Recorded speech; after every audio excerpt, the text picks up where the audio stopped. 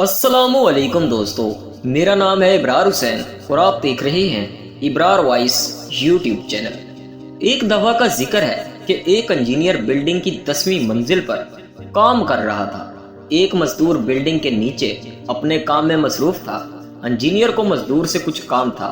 इसने मजदूर को बहुत आवाजें दी लेकिन इसने नहीं सुनी।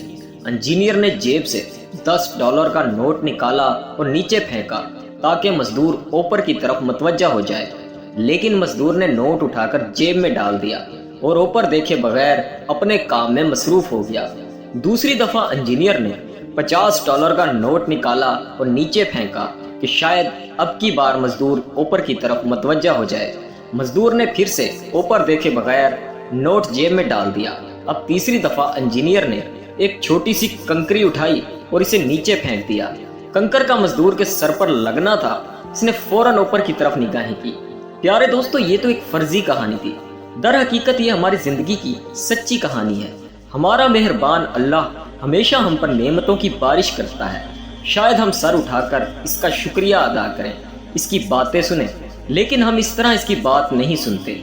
लेकिन यूं ही कोई छोटी सी मुश्किल, परेशानी या मुसीबत हमारी जिंदगी में आती है, हम फौरन इस जात की तरफ मुतवज्जा होते हैं। हमें सिर्फ मुश्किलात में अल्लाह याद आता है। हमें चाहिए कि हर वक्त जब भी परवरदिगार की तरफ से कोई नेमत हम तक पहुंचे, हम फौरन इसका शुक्रिया अदा करें।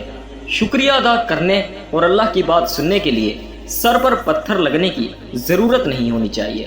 प्यारे दोस्तों, उम्मीद करता हूँ आज की ये वीडियो आपको अच्छी लगी होगी।